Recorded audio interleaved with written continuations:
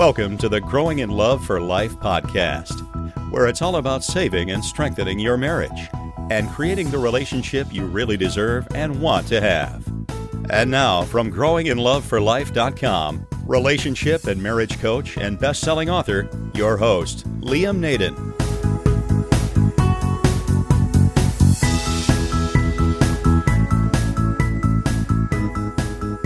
This is episode 15 of the Growing in Love for Life podcast. Hi everyone, it's Liam Naden here from growinginloveforlife.com, and welcome back to this episode of the podcast. And I thought this time we'd talk about something that seems to affect a lot of people in marriage and relationships, particularly it seems in these times, these economic times, and that is the whole issue of finances and financial pressure. And in particular, I want to talk today about how you can stop financial problems from ruining your marriage. Because it is something I see all of the time, and it seems to be one of the biggest pressures on a marriage is this whole thing of financial problems and financial pressure. And it seems often the two go hand in hand, that the more financial problems a couple has, the more problems in their relationship or in their marriage that they have. So it really is at the heart of a relationship, what your finances are doing. So I hope in this episode I can give you a few ideas on how you can really separate the two out so that you don't let finances and financial pressure and problems affect and ruin your marriage. All right, well, let's just talk to start with a little bit about what's really going on at the moment in marriages, and maybe you can relate to some of this yourself if you're having financial problems or if you're under financial pressure. And there's lots of reasons why people get under pressure in their marriage or in their relationship, or really just in their life. For instance, you might have had a change of circumstances. Maybe you or your spouse have lost your job. There's a lot of that been going on, hasn't there? Or you might have found that the value of your assets, like your house, is not worth what it used to be. There are also, despite what they say about inflation not being a problem, many people tell me that they're noticing that their expenses are a lot higher than they used to be, and people also have additional costs, new things that they're involved in that are costing them more money, and all of these things can create financial problems. These changes in circumstances. I think the other reason why we often get into financial trouble and put more pressure on ourselves than perhaps we need to is that we have higher expectations and we have higher needs. And of course, there's nothing wrong with that. There's nothing wrong with wanting more and wanting to enjoy life more. But often debt can be very easy to come by, can't it? And what we find though is when we've got debt, whether it be credit cards or finance debts, is that they can start to mount up, and before we know it, we're under a lot of financial pressure. And one of the things I notice, and you might notice this as a pattern for you, is that sometimes when people are under financial pressure, their way of trying to cope with that is actually to increase their spending. And it's a bit like if you're not feeling good, you're looking for ways to alleviate some pressure upon yourself, so you might book a trip or go out to a movie or a restaurant, and in other words, spending more money, which is actually making the problem worse. But one of the things that really impacts on a marriage is not knowing how to cope with the uncertainty and the pressure of financial problems. So that's what we're going to talk about today. So how do pressures develop? How do people get in a situation where they're under a lot of financial pressure in their marriage? And I'm not trying to make this podcast sound like an exercise in financial management, but obviously we are going to cover some of that. But I particularly want to look at how the dynamics of our financial world, if you like, impact upon our relationships and in our marriage. And when you can start to see that, you can start to see some solutions. And I've certainly got some solutions here that I hope will help. I think they will. But how do these pressures develop in the first place? Well, if you think back to when you first got together with your spouse, you probably weren't under as much financial pressure as you are now. So what's changed?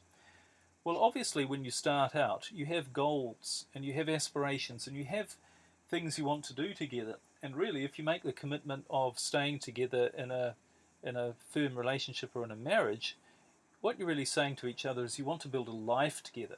And of course, a big part of that life is financial. You probably want to buy a house or have a place where you can bring up your children and really and develop your lifestyle and the things that you enjoy and are interested in.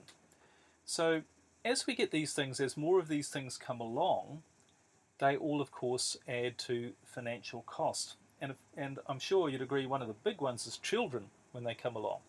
And the funny thing about all of these things, or all of the financial things that we go out and buy, they tend to cost more than we expect they will. And that's particularly true, isn't it, of a house, because it's not just a question of just going and buying a house. You want to buy things for the house. So it's invariably going to cost you more than you expect. And children are the great unknown factor in terms of how much they cost. And of course, when they come along, that's a major, if not the major area that's going to affect your financial life. Now, the first thing to do, really, I think, when you're looking at financial pressures and how they affect your relationship, is it's very worthwhile and very important to look at how men and women actually deal with finances, and in fact any sort of pressure, in different ways. Men and women do respond differently to pressure and to financial pressure.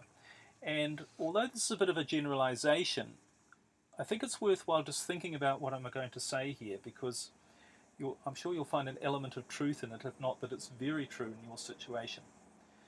But what we've tended to find, or what I've tended to see with the people that I've helped in general, is that for women, when they're in a marriage and they're under financial pressure, what they want to do is they want to talk about it.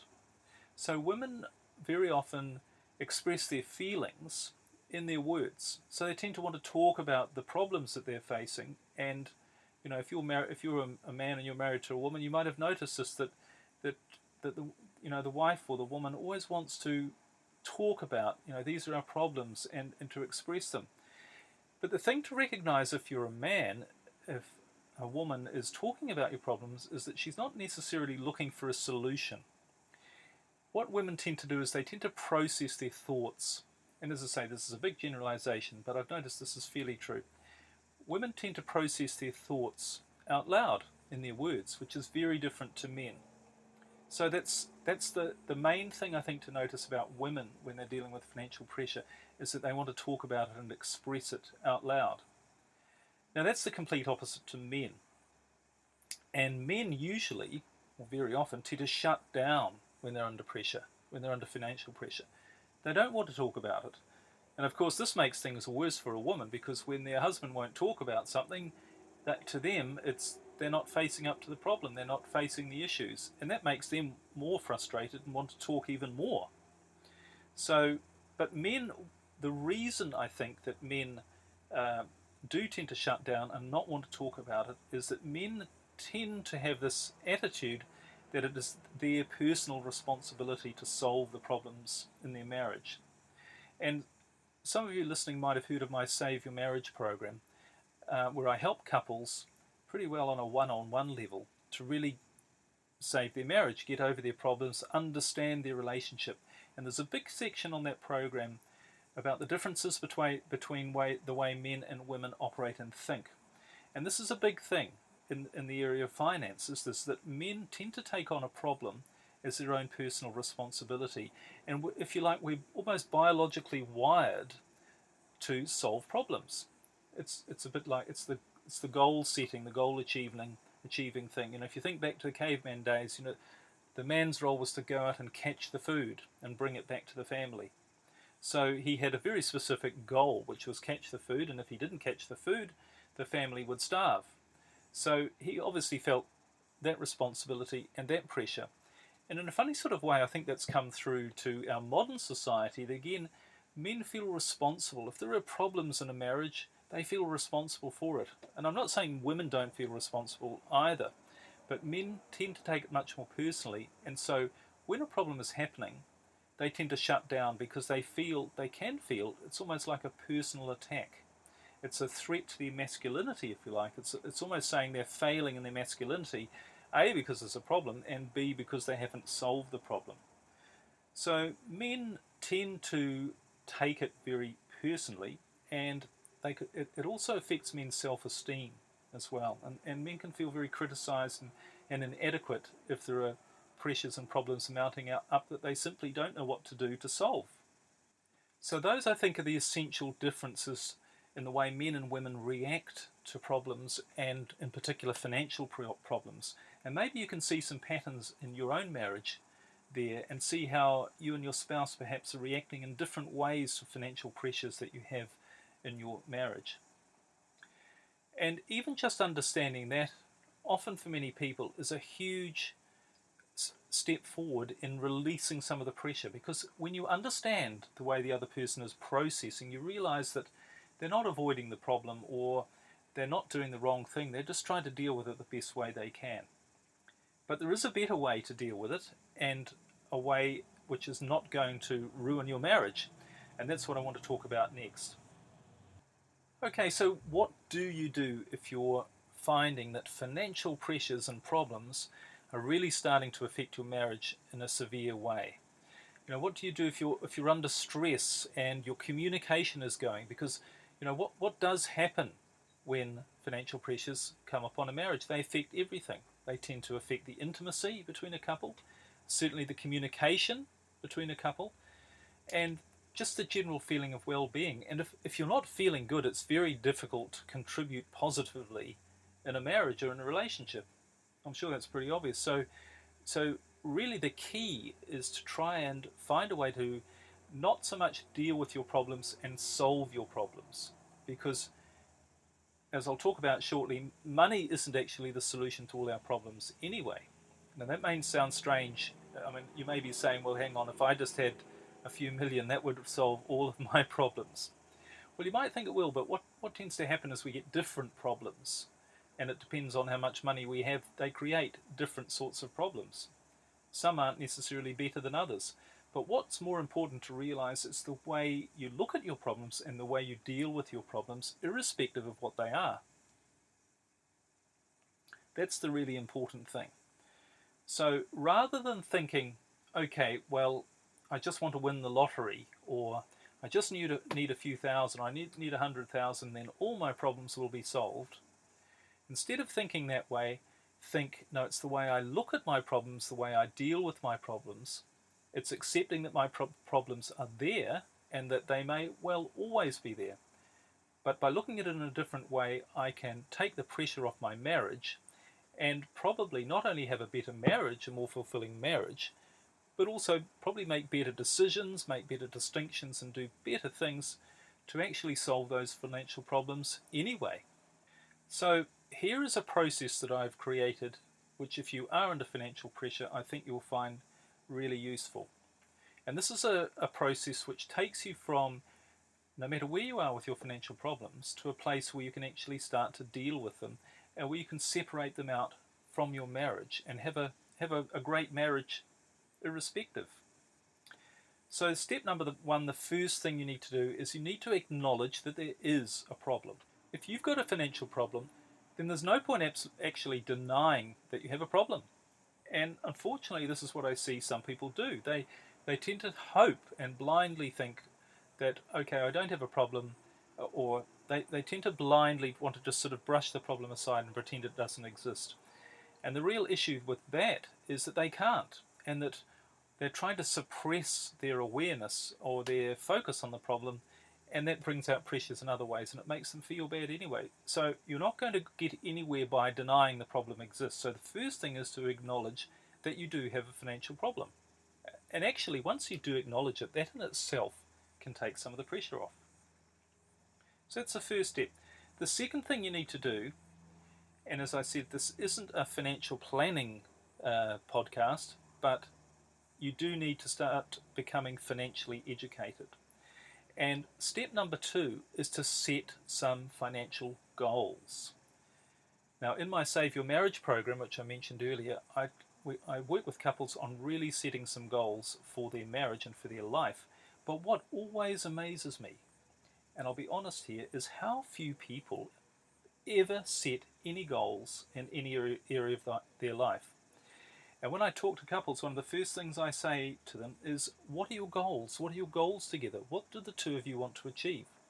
And often I get a bit of an embarrassed silence, because people realize they don't actually have any goals. They might think they do. There might be things they think they want that they've talked about, but they don't have any actual goals. And there's three sorts of financial goals you need to start setting. So what I suggest you do is you sit down together with your spouse and say, let's set some financial goals. We've acknowledged we've got a problem, but we can get out of it. Let's set some goals of things to actually get us out of the problem. And there are three sorts of financial goals you want to set. The first one is a goal to get out of debt. So what you want to say, firstly, you need to know how much debt you actually have, and set yourself a goal and say, by a certain date, and set a date. And it might be, depending on the amount of money you owe, it might be years away, but really commit to setting a date and saying, by this date, our goal is to be out of debt, not to have any debt. And one of the things you can do from that is you can say, so to do that, we're going to need to save a certain amount per week, or pay off the debt at a certain rate per week, and get really specific. So for instance, if you owe $1,000 and you want to pay it off at the rate of $20 a week, that's going to take you 50 weeks to pay off $1,000. That's obviously a very simple example, and if you're listening to this and if you've got financial problems, I suggest you probably owe a lot more than $1,000, but you get the idea. So that's the first sort of goal you need to set, is a goal to get out of debt. Now the second goal is to reduce your expenses and increase your savings. So again, you need to get very specific, because a goal is not a goal unless it is specific. So set a goal and say to yourself, okay, so we're going to reduce our expenses and we're going to increase our savings. Now of course, both of those are going to mean you can repay your debt back anyway. But look at what you're currently spending, and look very carefully at what you're spending your money on, and look, and you will find things that you don't really want and you don't particularly value, but they're things you're spending money on. And I've met people who, go out for a coffee 5 times a week and they don't even particularly like coffee. It's just a bit of a distraction for them.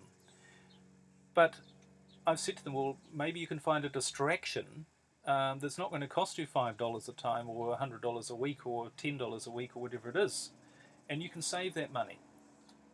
We're talking here specifically about money that, or buying things that, as I say, you don't particularly value. So see what you can cut out, and that's going to reduce your expenses, and all of that money you can put towards your savings. And you're going to find when you start doing this, it becomes a bit of fun, that you really start to value money and enjoy paying down your debt and saving more money. And the third financial goal, of course, is the one that everybody thinks of, but is actually maybe the most difficult, or the most long-term, or probably the one takes the most effort, really, which is to increase your income. And there are many, many ways that you can increase your income, and I obviously can't really get into the details here, but start to do some research. And by increasing your income, I'm not just talking about maybe getting another job, or trying to get a raise with your current job, but have a look online, or have a look around. There's so many ways now you can make money. You can sell things on eBay. You can, there's all sorts of things you can do online to get some extra income. And some of these mightn't give you a lot of extra income, but it's all going to help. And again, it can be a bit of fun finding extra ways to increase your income. So they're the 3 financial areas of financial goals you want to set. So step number 2 is to set some financial goals in each of those 3 areas. Alright, step number 3 is to agree between the two of you that you will share the responsibility for the debt, or for your financial problems. And remember, I talked earlier about men tend to take on the full responsibility, or feel that they're totally responsible for financial problems. Well, for any problems in actual fact. So it's very, very important that if you're a woman, that you start to show your husband or your spouse that you're willing to take equal responsibility. And the way you should do that, or the way you could do it as a woman, is start to become involved in the finances. Now, I meet so many couples where the wife says, "Oh, I don't know anything about finances," or I'm not interested, if the husband's got a job or a business, and they don't really get involved in it. And what the problem with that, the message that they're sending to their husband is that it's your responsibility, your problem, you fix it. And of course, I've already said what happens in that situation, but it just makes the man feel worse. It puts more pressure on the relationship. It doesn't do anything to help solve the problem, and therefore it doesn't do anything to help the marriage either. So it's very important, if you're a woman, become involved in the financial responsibility for your problems, or for your financial life, really. And it's very important too, if you're a woman, not to blame, and not to try and this is very important for both parties actually, not to give any blame to the other for your problems. And the other thing that's very important if you're a woman is to actually not just say to your husband that you want to become involved or that you want to share in responsibility, but actually do something. Take some initiative, find out about something, increase your own financial education, find out more about what you can do, and give your husband suggestions and ideas as well. Give some input. And of course, support your spouse in what he's doing as well. So it's very important for a woman to become more involved, I think, with the financial picture of the relationship. And for men, the most important thing you can do is to agree to share the responsibility with your wife. And one of the best ways to do this is to actually communicate. I mean, there are so many marriages I see out there where the husband just goes out and earns the money and the wife spends it. Now, I know that's a terrible generalization. I'll probably get some rude emails for that one, but it's still, in many cases, it's quite widespread. It is actually fundamentally still quite true. So it's very important on the man's side to start communicating with your wife, this is our financial situation, this is how it all works, and to almost set up an expectation that the two of you are going to be sharing in your financial life together. Okay, the next step is to remove the blame. Now this is very important. You've got to separate out the financial problems from the two people in it. The two of you, or one of you, is not the cause of your financial problems, and you have to remove the blame from it. It is a joint thing, and often it's beyond the control, to a large degree. It appears to be beyond the control of the couple, their own financial situation.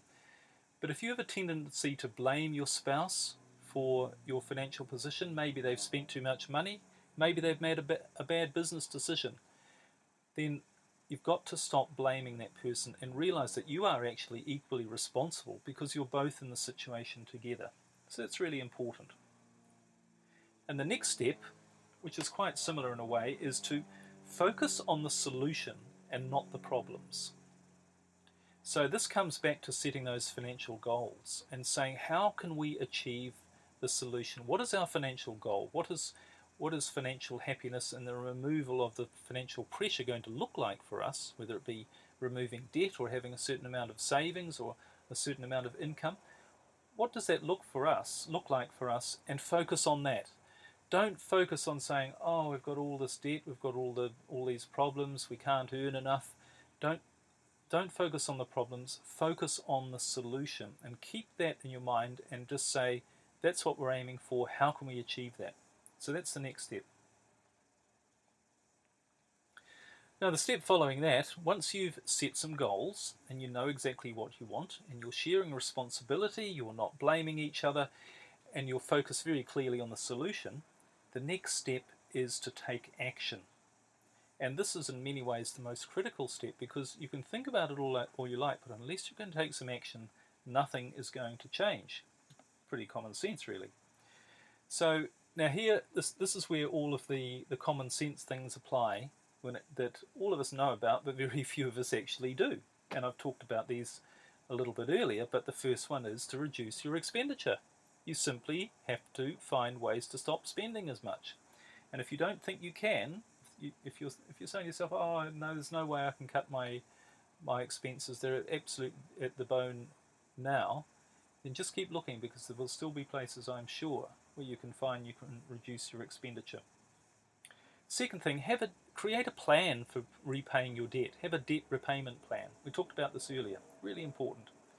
And the third thing, as I said, look for ways to increase your income. So start to do some research. Start looking online, looking in the newspaper. What are different ways for people to make money?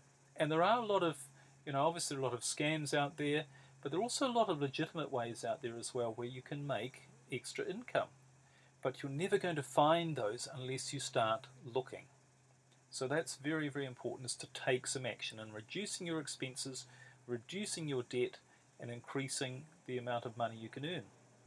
Right, the final 3 steps. Once you're taking action, it's very, very important that you have the right frame of mind as you're doing this. And there's 3 things you can do, and in some ways these are my favorite 3 steps, because this is where you really make the breakthrough from seeing your problems as something that affect your relationship to seeing your problems, your financial problems, as something quite separate that you can deal with and use your relationship to, in many ways, actually to enhance your relationship by dealing with your problems together. And the first thing is resolve. Make a resolution to yourself and to each other that your financial problems are not going to destroy your marriage. At the end of the day, my belief is probably the most special thing in your life, or one of the very most special things in your life, is your marriage. It's your relationship with your spouse. It's something you created perhaps a little while ago, and if you think back to then, I'm sure you'll agree, it was something that you had a lot of hope for, and a lot of wonderful, loving intimacy and positive energy surrounding the two of you coming together, deciding and making a commitment to stay together and to build a life together. So that's far more important to recapture and to hold and to have as a part of your life than any financial problems. And you've probably heard stories, and you can read about them wherever you like, of couples who go through tremendous problems, tremendous pain, including financial pain and problems. And they use it as a way to strengthen their relationship, not to harm it. So that's the step. Resolve that your financial problems, or any problems for that matter, they're not going to destroy your marriage, and that your marriage is more important than any problem you could possibly have. And that leads to the next step, which is be grateful. As we all run around through life and with all the stress and pressure and always wanting more, and this isn't a criticism, it just seems to be the way we are, but it's very, very easy to forget how lucky we are. I mean, even the poorest of us have far more in the way of health, wealth, comfort than the greatest kings of the world, going back only maybe 100 years or so, or a couple of 100 years. We've got so much more. But what tends to happen when we get things, we seem to stop being appreciative for what we have. So take a moment and sit down and write down all of the things you're really grateful for in your life and in your marriage, your relationship, and be grateful for those things, and realize just how lucky you are, how lucky we all are to be here. That's a really important step. And the last step is another realization, and that is to realize that, and I said this right at the beginning, but realize that money is not going to make you happy. You can have $10 million in the bank, and you could have nothing, or you could have $10 million in the bank and be totally miserable. Plenty of people are. Personally, I can tell you, I have been in a place where I've been a multimillionaire, and I've been in a place where I've had absolutely nothing and was being threatened with bankruptcy. Now, and in both of those places, I was not happy. And in fact, the money thing, I'm not trying to run down having money, because there's nothing wrong with having money. It's a good thing. It gives you freedom to do things. But it can also be a big trap. So what you need to realize is that it's not the amount of money you have, but it's your attitude to the money, and it's the attitude to your life. That's what's going to make you happy. And that's where the gratitude thing, being grateful for what you have, is actually so powerful. That's why it's so powerful. So once you realize that money is not going to make you happy, it puts your financial problems into a little bit of more perspective. Sure, you've got problems. Sure, they're putting pressure on you. Sure, they're creating unpleasant situations or events in your life, things that you would rather didn't happen. But you're not necessarily going to feel a lot better when those things are gone, because you might just replace those circumstances with different sorts of circumstances that cause you a lot of pressure. I mean, there are a lot of people out there who've got, and maybe you've heard of them, or you might even know some personally, who've got millions of dollars and they're worried about losing it, or they've got all sorts of people putting pressure on them and they're trying to keep things together. So that's the pressure, if you like, or the problems of the opposite of a lot of money. So realize that money is not what's going to make you happy. It's who you are inside. It's the amount of gratitude you have for your life and for your relationship. Those are the sorts of things that are going to make you truly happy. So those are just some ideas on things you can do to stop financial problems from ruining your marriage.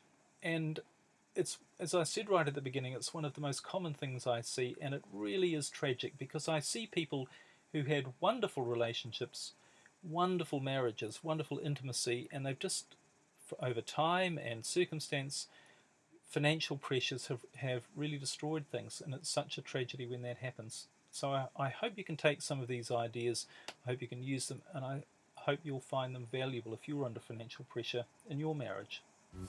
So that's all we've got time for this week. Thank you very much for joining me. Remember, if you'd like some more information, please go to my website, growinginloveforlife.com, and download my free report, The 5 Keys to Saving Your Marriage Now.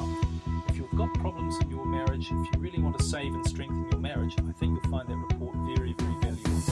So that's my website, growinginloveforlife.com. Thanks again, all the best to you, bye for now.